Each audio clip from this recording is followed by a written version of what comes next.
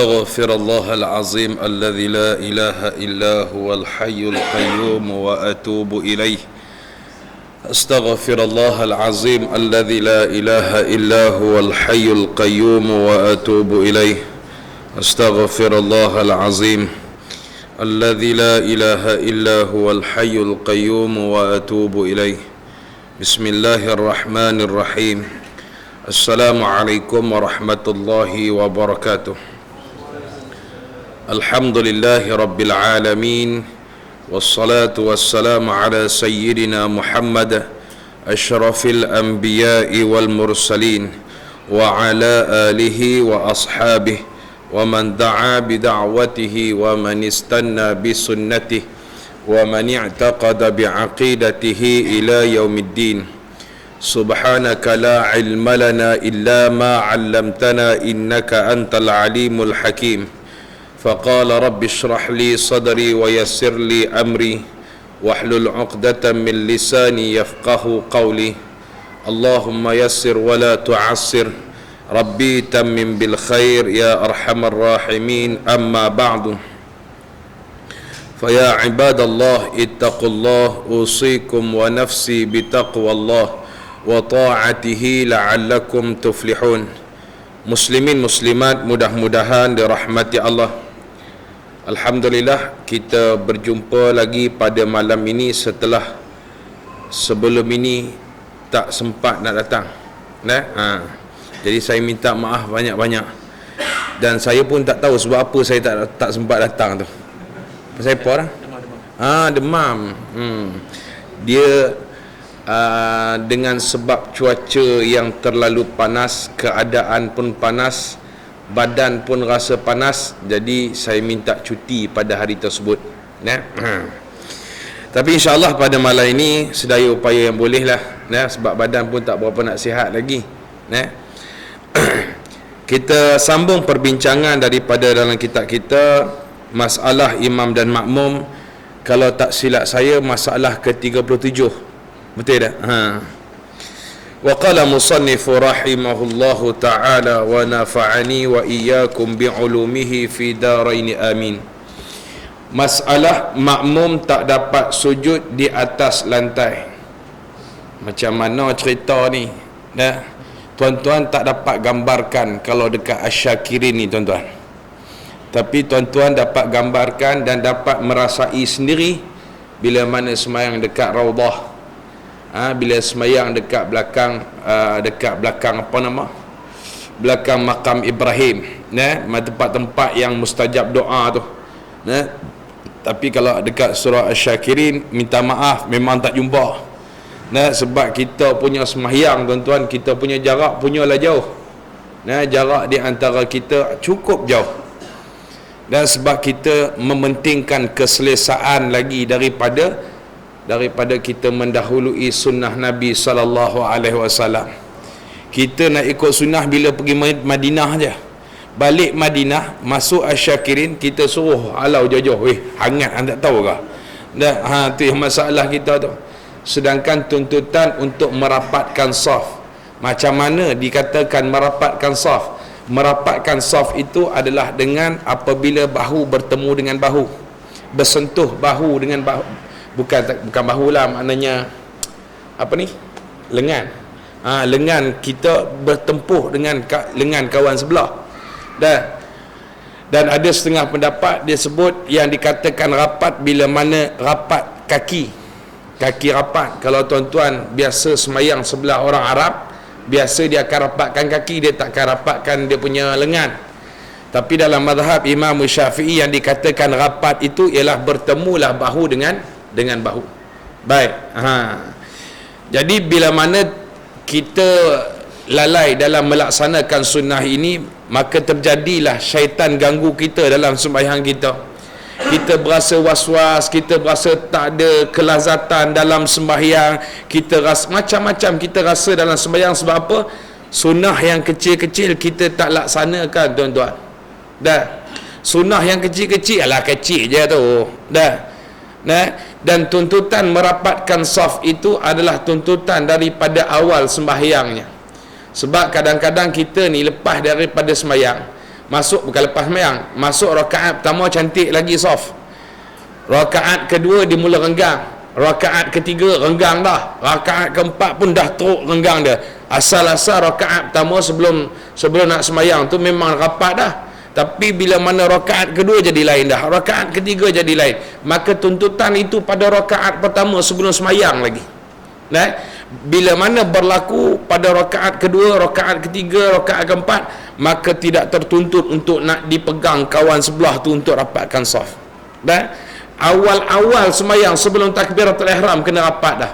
Dan ini kadang-kadang sejengkai lebih, maka ketika itulah anak syaitan dia akan mengganggu orang yang tengah sembahyang, akan mewas-waskan orang tengah sembahyang. Dia berasa macam angin keluar tapi angin tak keluar. Dia rasa macam belon pecah tapi tak pecah-pecah. Gitulah keadaan dari kerana kita tak berapa nak jaga bab saf ini. Dan kadang-kadang ni belum masuk kitab gitu tuan-tuan. Ini baru mukadimah pasal saf je. Nabi SAW sebut dalam satu hadis, "Lau ya'lamun nas ma fin nida wa ma fi saffil awal lam yajidu illa ayyastahamu lastahamu alaih." Kalaulah manusia itu tahu apa yang ada pada seruan azan dan apa yang ada pada saf yang pertama, dan dia tak dapat saf pertama, dia tak dapat nak azan, kecualilah dalam keadaan dia terpaksa mengundi, nescaya dia akan mengundi. Itu Nabi sebut depan tu, lau ya'lam, kalau manusia tahu. Disebabkan ramai manusia tak tahu, tak berapa kita ni tak berapa nak berahi dengan saf depan. Kita lebih seronok bagi orang bagi saf depan. Nampak ustaz datang, sila ustaz. Ustaz kalau dia datang lambat belakang. Bukan masalah dia tu ustaz ke apa. Ustaz kalau datang lambat belakang. Perdana Menteri datang lambat belakang. Sultan datang lambat belakang. Maka yang duduk di hadapan ni pandai-pandai lah, siapa yang nak depan datang awal. Tapi masalah kita tak berapa nak berahi sangat dengan saf depan. Sebab apa? Payah nak keluar. Sebab payah nak keluar. Itu pasal memanjang saf belakang. Nabi sebut lau ya'lam, kalaulah manusia itu tahu, kalaulah umat aku tahu apa yang ada pada saf awal ini, lam yajidu illa ayyastahamu, kecualilah dalam keadaan untuk dengan mengundi, nescaya dia akan mengundi. Maknanya besar pada saf awal ini, cuma kita je tak tahu. Itu pasal dalam mazhab Imam Syafi'i, kita berpeluang untuk duduk saf pertama tapi kita bagi kepada orang lain, maka hukumnya makruh yang hampir kepada haram. Kalau nampak kosong, berebutlah nak bertumbuk-bertumbuklah. Hang lambat bukan aku, hang lambat hang belakang. Maknanya secepat mungkin kitalah orang yang pertama. Jangan duk sila. Tambah pula nampak orang besar, sila tuan. Tak payah tuan datang lambat, tuan belakang tuan. Itu YB lambat, YB belakang. Tuanku Sultan lambat, tuanku Sultan belakang. Itu je. Sebab dalam salat berjamaah bukanlah sembahyang itu ditentukan dengan pangkat-pangkat dia. Habis itu ustaz, sekarang ni kan kadang-kadang kalau sultan datang dia duduk saf depan, kena tunggu dia dulu. Macam mana pula? Itu protokol tuan-tuan. Sebab duduk dalam dunia dia ada protokol istana, maka ikutlah protokol istana. Jelas tuan-tuan. Dan biasanya saya melihat pada tempat orang perempuan, kadang-kadang depa ni minta maaf lah, kat sini tak berlaku sebab saya tak nampak sejadah. Kadang-kadang depa akan bentang sejadah, dan sejadah tu untuk depa seorang. Sejadah punya lah besar, dia ambil king size punya, dia duduk situ seorang pun tak boleh nak tumpang gitu, buat macam ni kat tangan dia. Maka ini perbuatan yang haram. Hendaklah dirapatkan saf. Dirapatkan saf. Tak kira lah besar mana pun sejadah kamu bawa, mahal mana pun sejadah kamu bawa, wajib kamu rapatkan saf. Baik, selesai. Tuntutan yang pertama dalam solat berjamaah, maka orang yang dinamakan imam mesti suruh orang rapatkan saf.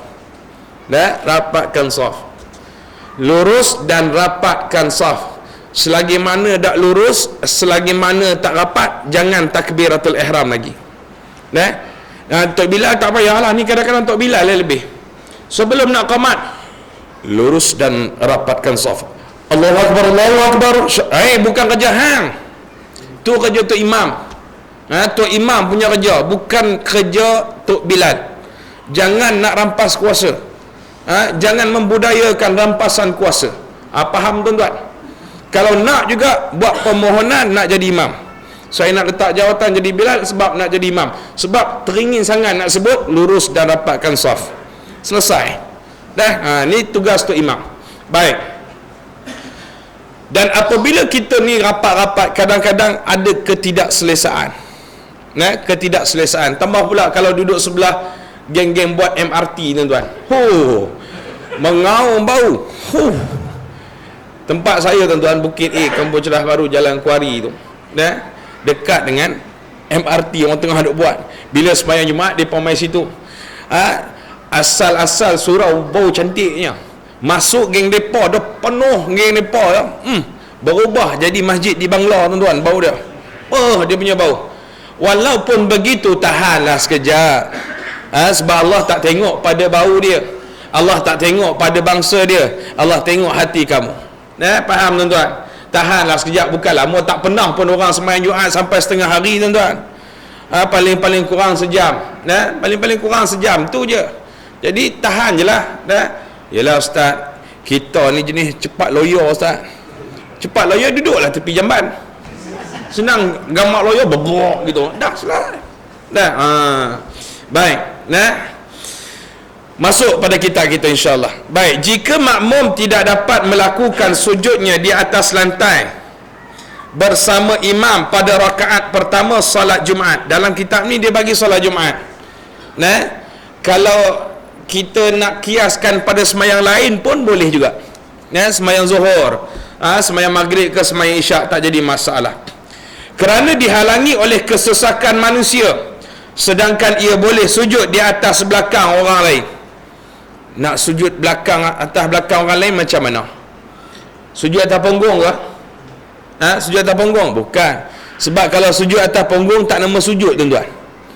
Sujud atas punggung tak nama sujud. Sebab syarat sujud itu hendak bagi orang yang sempurna macam kita, tak perlu nak sembahyang cara duduk, maka syarat sujud itu mestilah kepala mesti rendah daripada punggung. Kalau kita sujud atas punggung orang, agak-agak kepala kita tinggi ke rendah? Tinggi. Kalau tinggi tak dinamakan sujud tu, maka atas punggung tak boleh. Atas punggung tak boleh. Habis tu macam mana kita sujud atas kaki dia? Kan dia tengah sujud, kan ada celah-celah tu, ada kangkang tu kan. Kita mana nak sujud ni? Kita pun nak sujud celah-celah kangkang. Prup gitu. Masuk dekat atas, dengan atas kain dia. Kan dia tegang kat situ kan. Kita pun perap. Pastikan orang itu bukan kaki latah. Kalau dia latah, dia sepak, mampu kita, tuan-tuan. Sedangkan ia boleh sujud di atas belakang orang lain, seperti sujud atas tangan dia. Seperti sujud atas tangan dia. Allahu Akbar. Dia lah jenis orang tak hati bahasa. Gini Allah nak sujud ke mana? Sujud di atas tangan dia. Sujud saja atas tangan dia. Ataupun sujud kat sini, tekan sikit bagi kepala kita rendah daripada punggung. Baik. Maka hendaklah ia sujud di atas belakang orang itu kalau boleh sujud. Kalau boleh sujud atas belakang orang tu. Ustaz, kat sini tak boleh sujud atas orang, semua kaki latah ustaz. Bila mana jadi semayang, sagi seorang latah sekali dengan imam-imam latah, jadi batal semua sekali ustaz. Jadi perlu ke saya sujud atas belakang? Tak perlu. Sebab dia akan memudaratkan satu masjid, tuan-tuan. Baik. Begitu juga ia boleh sujud di atas tangan, kaki atau baju orang itu dengan syarat ia dapat melakukan gerak rupa sujud itu, iaitu ia berada di tempat yang tinggi, yang mana jika ia sujud, punggungnya menjungkit ke atas dan kepalanya menjunam ke bawah. Itu baru nama kata sujud. Itu bagi orang yang sempurna kejadian. Sebab apa? Kita tak bincang pasal orang sakit macam mana dia sujud, kita tak bincang macam mana sujud ketika duduk, kita tak bincang itu, kita bincang yang kita ni boleh sujud secara sempurna. Baik. Sebaliknya, jika ia boleh lakukan sujud seperti itu tetapi ia tidak sujud, maka ia dikira orang takhalluf tanpa uzur.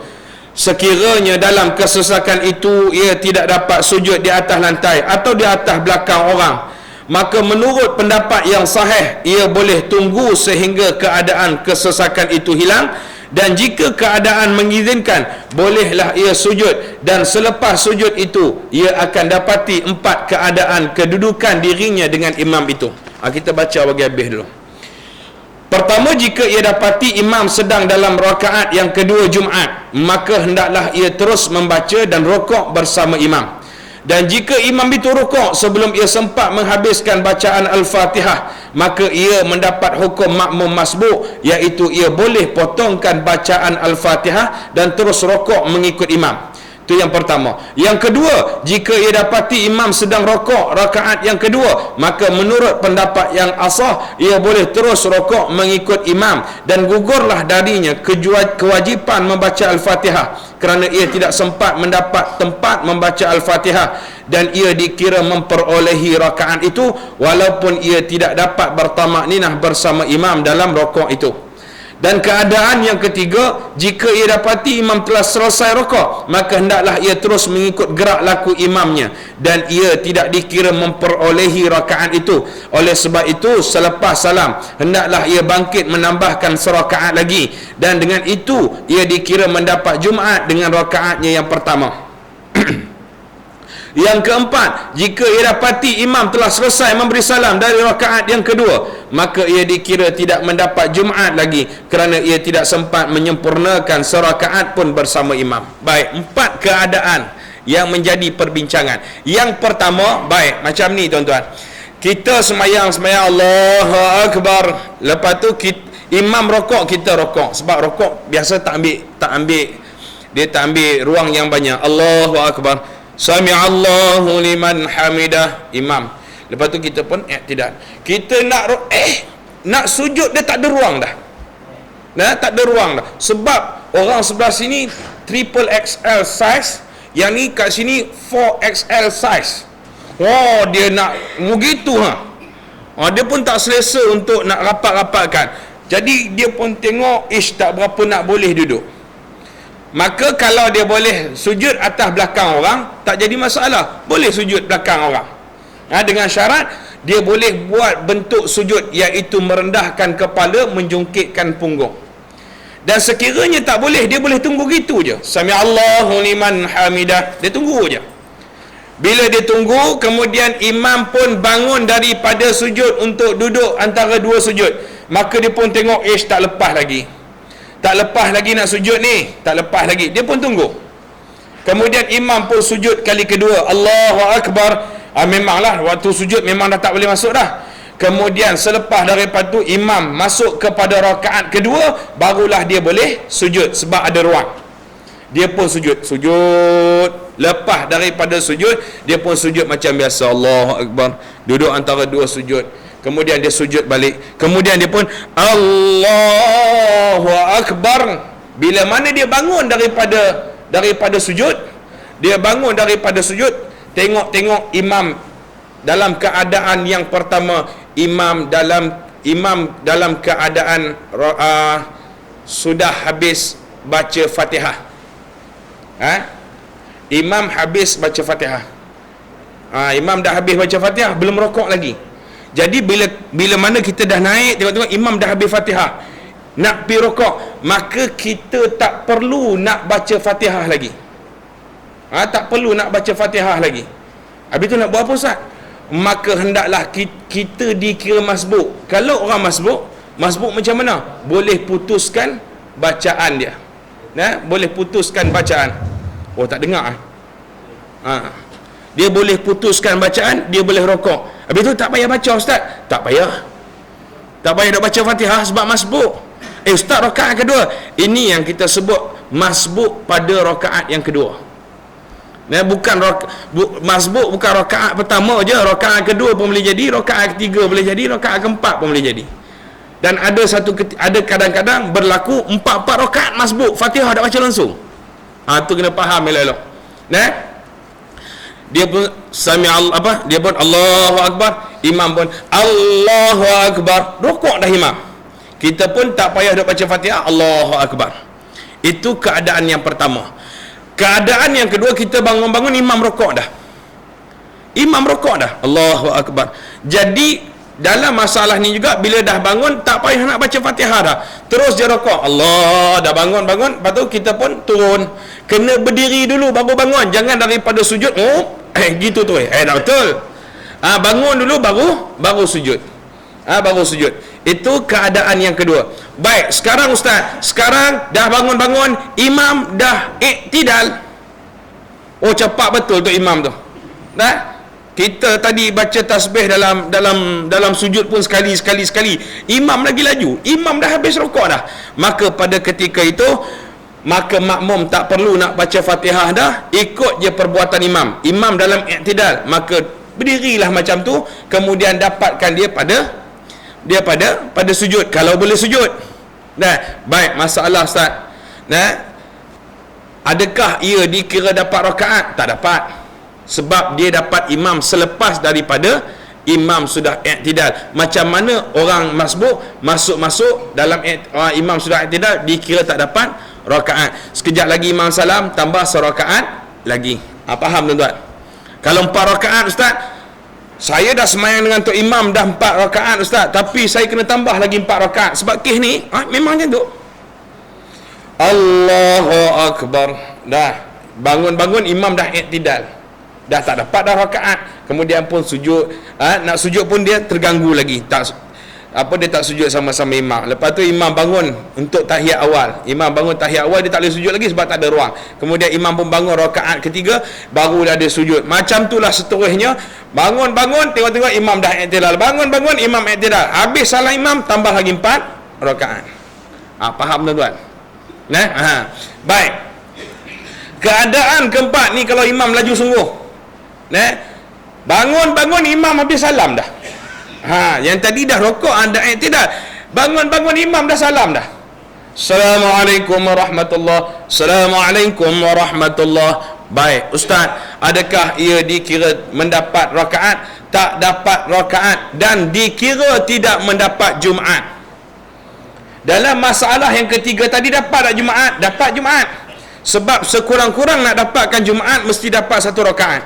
Tapi kalaulah tak sempat untuk serakaat bersama-sama dengan imam, maka pada ketika itu hendaklah dia sembahyang zuhur. Imam salam, Assalamualaikum warahmatullahi. Assalamualaikum warahmatullahi. Dia baru nak bangun. Tak payahlah, hang kena sembahyang 4 rakaat. Ustaz, nak ubah dak niat? Tak perlu ubah niat. Tahulah macam mana ni, macam mana nak Allah tahulah macam mana kita. Faham tuan-tuan? Tak perlu nak ubah niat sembahyang zuhur. Dah, selesai. Faham ke tidak tuan-tuan? Faham dah? Begitu juga kalau sembahyang yang lain. Dalam bab salat Jumaat, kalau ada orang tambah rakaat, ada orang ngikut dia, maka berterusanlah. Kalau dia dapat serakaat sampai waktu asar, orang tu berpanjangan sembahyang Jumaat. Contoh, kita tambah serakaat, kita datang lambat, kita dapat serakaat, kita pun imam salam pun kita bangun, Allahu Akbar, terus bangun, kita pun tambah serakaat lagi dah. Lepas tu ada pula orang ikut, dapat serakaat dengan kita, dia pun sekejap lagi salam, kita salam, dia kena tambah serakaat lagi. Dia tambah serakaat lagi, datang pula orang main tepuk belakang ni pula. Sebab orang Melayu ni suka tepuk. Tepuk belakang ni pula, dapat serakaat, tambah lagi serakaat, tambah serakaat lagi, ada lagi main tepuk. Maka begitulah seterusnya sampai waktu asar. Itu untuk sembahyang Jumaat. Tapi masalah ustaz, masalah dia sekarang, kita tak tahu dia sembahyang Jumaat ke sembahyang sunat. Kita tak tahu dia sembahyang sunat ke sembahyang Jumaat. Sebab sekarang ni orang terlalu sibuk dengan urusan kerja dia, sampai sembahyang Jumaat, lepas sembahyang Jumaat dia tak ada zikir-zikir dah. Dia terus bangun sembahyang sunat. Sekarang ni saya datang lambat, saya nampak ada orang sembahyang. Saya pun tak tahu dia sembahyang sunat ke sembahyang Jumaat. Habis tu macam mana? Boleh tak saya ikut dia dengan qasad saya nak ikut dia untuk jadi sembahyang Jumaat? Boleh atau tidak? Tak boleh. Kalau ada keraguan, maka ambillah yang yakin. Mana yang yakin? Yakinnya itu adalah dia sembahyang sunat. Tu atas nama ihtiyat, berjaga-jaga. Maka dia kena tambah 4 rakaat. Faham tuan-tuan? Nah, tapi ustaz, saya berat menyatakan dia ni memang kaki lambat. Dia ni memang jenis kaki lambat, mesti setiap kali Jumaat mesti ditambah serakaat. Jadi saya hari tu memang saya terlambat. Saya jumpa cantik. Saya pun ikut belakang dia. Kalaulah datang keyakinan macam tu, tak jadi masalah, ikut je lah. Nah, faham tuan-tuan? Allahu akbar. Baik, selesai. Itulah masalahnya. Masalah masbuk pada setiap rakaat. Tapi jarang berlaku di surah Asy-Syakir ini. Cuma kita ambil ilmu je. Sebab surah Asy-Syakir ini orang semayang dalam keadaan terlalu selesa. Ni kalau berlaku tuan-tuan, ada rezeki tuan-tuan pergi Mekah, Madinah yang semayang jenis berimpit-rimpit ni, maka pada ketika itu fahamlah bahawa kita dah belajar macam ni. Waktu dekat Raudah kita sanggup dipijak kepala tuan-tuan, betul tak? Sanggup dipijak kepala. Kita nampak macam gaya kita nak pergi, tiba-tiba kita terbelakang balik. Last sekali keluar daripada had Raudah. Itu lagi kesian. Ditolak oleh Arab tolak, Pakistan tolak, lagi apa, Turki pun tolak, depa semua besar-besar. Jadi kita pun tak dapat. Tu yang sedih sangat tu. Jadi bila mana berlaku macam tu, kita duduk dekat Raudah, dia rasa sempit sangat, maka gunakanlah kaedah yang ini. Faham walaupun disebut kat sini solat Jumaat, boleh dikiaskan pada sembahyang-sembahyang yang lain. Baik, faham? Selesai masalah. Dah selesai dah. Selesai. Kalau selesai, kita masuk pada bab yang lain. Mengubahkan niat dalam salat. Kita datang lambat, kita sembahyang sunat, tu tak ada kerja orang panggil. Dah tahu datang lambat, jangan angkat takbir. Bila nak qamat dah sibuk angkat takbir. Yang tak tahan duduk dekat saf pertama tu, yang tak tahan tu, aduh sakit jiwa tuan-tuan. Tok bila Allah, duduk balik. Akhir sekali setengah jam kemudian daripada azan baru qamat. Sebab apa? Nak bagi orang sembahyang sunat. Tuan-tuan, sembahyang bila mana dah azan, walaupun ada orang sembahyang sunat, tak perlu nak tunggu depa dah. Tak perlu. Macam kat sini dia ada waktu iqamah, dia bagi 10 minit. 10 minit. Yang ni kita pandu yang ni je. Cukup 10 minit kita qamat tak payah nak tu. Tiba-tiba datang Allah. Tu jenis tertib bahasa tu. Dah datang lambat, kau angkat takbir apa? Hukum angkat takbir adalah makruh ketika orang nak qamat ataupun ketika orang qamat. Hukumnya makruh sebab Nabi sebut tidak ada sembahyang apabila diqamatkan sembahyang kecuali sembahyang fardu. Maknanya apa? Bukan makna haram takbir, makruh takbir pada ketika itu untuk sembahyang sunat. Dah tahu lambat, tengok jam tinggal lagi 1 minit lagi, dia tulis 1 minit lagi. Tak payahlah nak angkat takbir. Nak juga ustaz, nak juga pergi semain kat luar. Ini tak nak juga duduk belakang tu imam tuan-tuan. Allahu akbar. Dah mula jadi celaru. Saf tu dah jadi celaru. Ada pening kepala betul. Baik. Kadang-kadang kita tengah sembahyang, Allahu akbar, Allahu akbar. Boleh tak tukar daripada sembahyang sunat tukar kepada sembahyang fardu? Dah tak nak ni dah tak nak putihkan dah. Alang-alang dah sembahyang baru rakaat pertama elok sangatlah, dia kata aku tukar sembahyang lohor lah. Boleh atau tidak? Atau aku tukar sembahyang maghrib lah. Baik. Dalam masalah macam ni, sebagai penerangan tuan-tuan, ada 4 masalah dia. Ada 4 masalah. Yang pertama, fardu kepada fardu yang lain. Sembahyang fardu ditukar kepada sembahyang fardu yang lain. Yang kedua, sembahyang fardu ditukarkan kepada sembahyang sunat. Yang ketiga, sembahyang sunat ditukarkan kepada sembahyang fardu. Yang keempat, sembahyang sunat ditukarkan kepada sembahyang sunat. Ada 4 masalah. Baik. Pertama, fardu kepada fardu yang lain. Kita ni bangun tidur lepas asar tuan-tuan. Lepas asar orang tak bagi tidur. Ni lepas asar tidur dekat-dekat maghrib baru jaga. Lepas tu orang azan, duduk kat tepi surau, azan, dia ingat subuh. Salli fardhu subh. Allahu akbar, sembahyang subuh. Dia kali-kali tengok, pukul 8. Dia biasa orang tidur lepas asar, memang dia rasa benda tu. Dia rasa macam diri dia tak terkawal. Tiba tengok jam pukul 8. Oi, yang ni maghrib lah, bukan subuh. Bukan subuh, maghrib. Ustaz, boleh tak alang-alang baru je angkat takbir Ustaz? Bukan lama, bukan lepas lagi serakaat. Boleh tak tukar? Fardu kepada fardu tak boleh tukar. Kalau tukar, batal sembahyang. Habis itu nak buat macam mana Ustaz? Maka pada ketika itu hendaklah putuskan sembahyang, maka takbiratul ihram yang lain. Itu yang pertama. Yang kedua, sembahyang sunat kepada sembahyang sunat. Nak buat sembahyang sunat subuh, sembahyang sunat fajar, tiba-tiba teringat, ya Allah, belum masuk subuh lagi, tak apalah, aku tukar tahajud. Dalam dah takbir tu, Allahu Akbar, dan takbir tu nak niat solat fajar, tiba-tiba tengok jam baru 5.30, belum masuk subuh, sedangkan solat fajar masuknya waktu subuh. Jadi dah alang-alang, tak apalah, tahajud lah. Boleh atau tidak? Tak boleh juga. Wajib diputuskan sembahyang. Ya, wajib diputuskan sembahyang. Ya? Baik. Kenapa yang dikatakan batal Ustaz? Sedangkan dalam hati juga kita bincang tu. Tukarlah. Tukar. Dalam hati bukan cakap dengan mulut. Baik, tuan-tuan. Tempat niat adalah ketika mana takbiratul ihram. Daripada alif sampai huruf ra. Allahu Akbar, di situ tempat niat. Dalam mazhab Imam Syafi'i, di situ tempat niat. Walaupun ada mazhab-mazhab yang lain, dia kata mungkin boleh berniat ketika berjalan nak datang surau. Nak pergi mana? Nak sembahyang maghrib lah. Dah jadi niat bagi dia. Itu mazhab lain. Mazhab Imam Syafi'i, niat pada tempatnya ialah pada takbiratul ihram kalau sembahyang. Waktu sembahyang Allahu Akbar. Baik, sekarang kita tukar niat tu, adakah waktu takbiratul ihram? Dah. Kita dah habis takbiratul ihram. Lainlah kalau kita tukar niat dalam takbiratul ihram juga. Allah, kita punya takbiratul ihram kan panjang.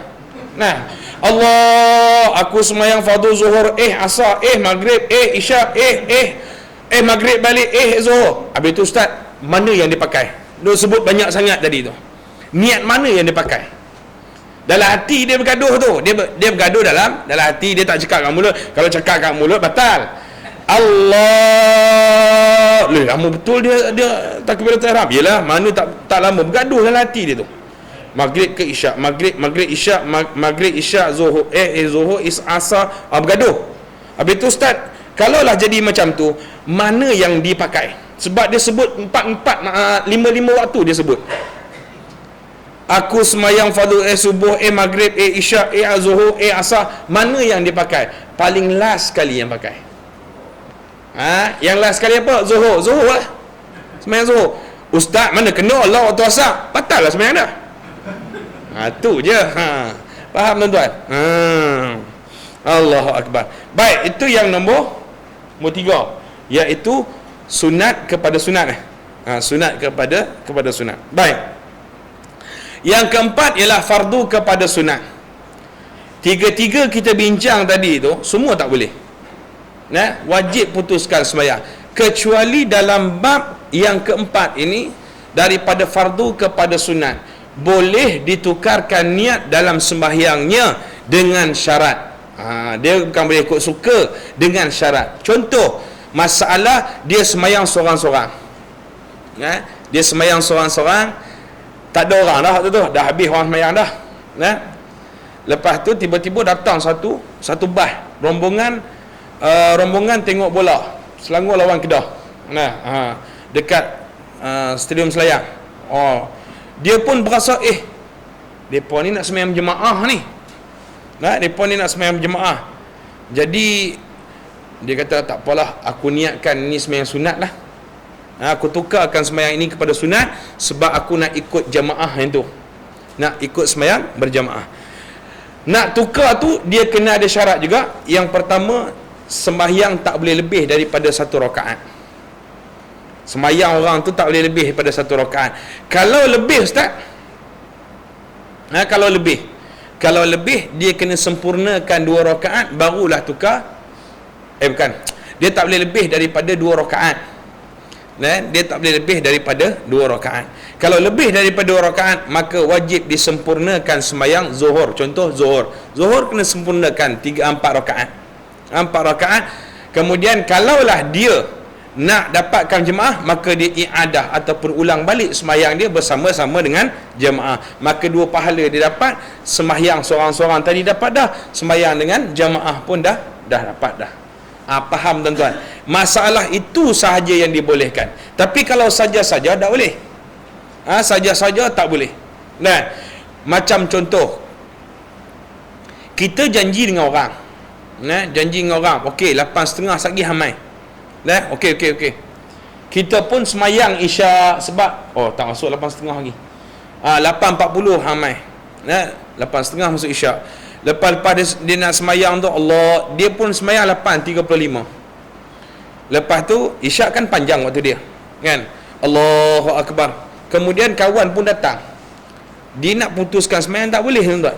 Tak apalah, aku niat tukar je lah kepada semayang sunat, cukup 2 rakaat aku berhenti, lepas tu aku ikutlah kawan tu. Yang tu tak boleh. Yang macam ni punya masalah tak boleh. Yang masalah pertama tadi boleh, nak melingkan jemaah tu tak jadi masalah. Tapi kalau kena bahagian-bahagian dunia ni, tak boleh. Faham tuan-tuan? Faham ke tak faham? Makin sunyi je saya tengok. Itu dalam 4 keadaan. 3 tak boleh, 1 saja boleh, tapi 1 pun bersyarat. Baik, jika seseorang itu mengihramkan salatnya dengan niat salat sunat, kemudian ia ubahkan niatnya kepada salat fardu tanpa sesuatu keuzuran, atau ia ubahkan kepada solat sunat yang lain, maka solatnya tidak sah dan batal. Tetapi jika ia mengihramkan solat fardu dengan seorang diri, kemudian datang satu kumpulan mendirikan solat jamaah, lalu ia mengubahkan niatnya kepada solat sunat dan memberi salam setelah selesai 2 rakaat, maka hukumnya harus sebagaimana yang dinaskan oleh Al-Imam Syafi'i. Tu kita dah jelaskan tadi. Fardu kepada fardu tak boleh, sunat kepada sunat yang lain pun tak boleh, sunat kepada fardu pun tak boleh. Yang boleh fardu kepada sunat boleh dengan syarat, boleh dengan bersyarat, bukan boleh ikut suka. Sebab kita ni banyak ikut suka daripada ikut agama. Baik, selesai. Ada nak tanya tuan-tuan sebelum masuk masalah 39? Kalau tak ada tanya, maknanya tuan-tuan ni memang mudah faham. Alhamdulillah. Seronok ngajar tuan-tuan, tak banyak tanya. Ada nak tanya tak? Kot ada masalah berkaitan semayang lah, jangan tanya bab nikah tuan-tuan. Bab semayang lah, bab semayang. Jangan duk tanya lah apa pandangan ustaz tentang Dr. Zakir Naik. Tak payah tanya lah tu, tanya ustaz lain lah. Tak ada. Ya tuan.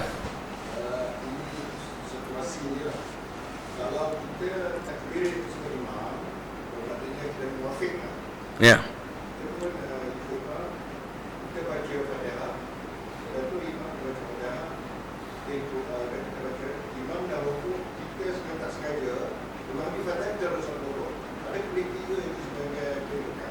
Perkara yang tak sengaja. Baik. Bagi makmum, dia tak sengaja nak sujud sebab diingatkan, dan memang dia biasa datang lambat dah. Biasa jadi makmum masbuk, tapi hari ni macam mana tahu dia punya perasaan baik punya, dia datang awal. Biasa dia makmum masbuk, tapi imam pula baca pendek, baca surah Al-Ikhlas. Dia pun dia berasa macam dia masbuk, dia pun sujud rukuk sama-sama imam, sedangkan dia muafiq. Sedangkan makmum tadi tu adalah muafiq. Maka muafiq wajib habiskan bacaan Fatihah. Baik, ustaz, macam mana keadaan orang yang macam ni? Dia rasa dia terrukuk, bukan saja nak rukuk, sebab dah biasa macam tu, sebab datang lambat selalu. Sembahyang Jumaat pun datang lambat, semua jadi masbuk. Dia pun terbawa-bawa perangai tu, dia pun rukuk. Maka dalam masalah ini wajib bagi makmum tersebut bangun semula untuk berdiri dan habiskan Fatihah.